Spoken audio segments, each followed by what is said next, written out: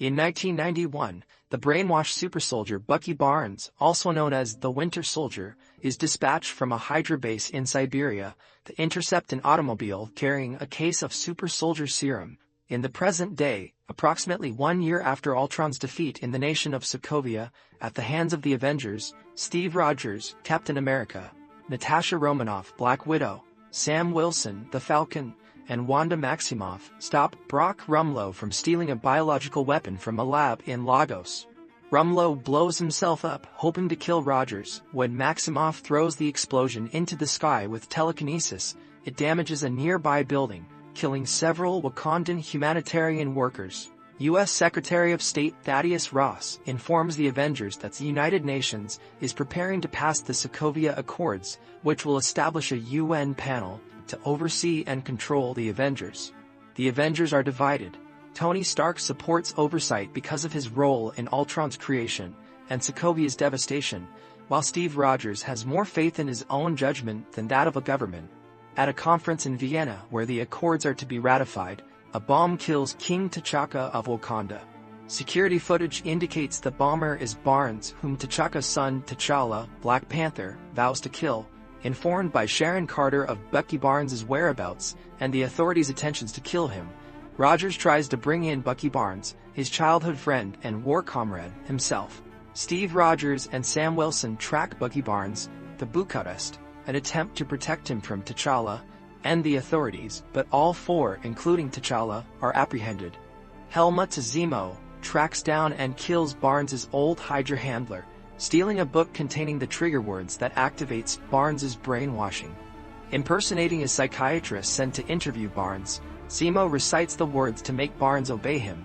He questions Barnes, then sends him on a rampage to cover his own escape. Steve Rogers stops Bucky Barnes and sneaks him away. When Barnes regains his senses, he explains that Zemo was the real Vienna bomber and wanted the location of the Siberian Hydra base, where other brainwashed Winter soldiers are kept in cryogenic stasis. Unwilling to wait for authorization to apprehend Zemo, Steve Rogers and Sam Wilson go rogue and recruit Maximoff, Clint Barton, Hawkeye, and Scott Lang, Ant-Man, to their cause.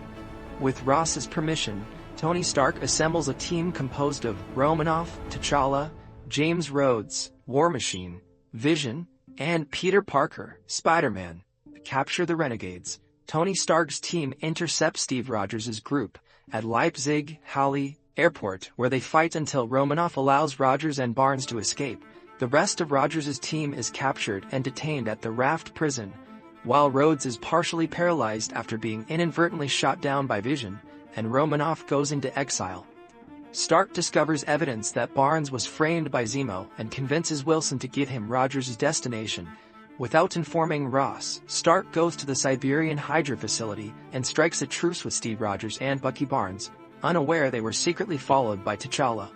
They find that the other super soldiers have been killed by Zemo, who shows them footage that reveals that Bucky Barnes killed Tony Stark's parents in 1991. Enraged that Rogers kept this from him, Stark turns on them both, dismembering Barnes' robotic arm. Steve Rogers disables Tony Stark's armor and departs with Bucky Barnes, leaving his shield behind. Satisfied that he has avenged his family's deaths in Sokovia from the Avengers' actions by irreparably fracturing them, Zemo attempts suicide but is stopped by T'Challa and taken to the authorities. In the aftermath, Tony Stark provides Rhodes with exoskeletal leg braces that allow him to walk again, while Rogers breaks his allies out of the raft.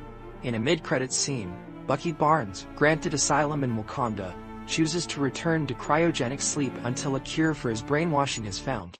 In a post-credits scene, Peter Parker tests a new gadget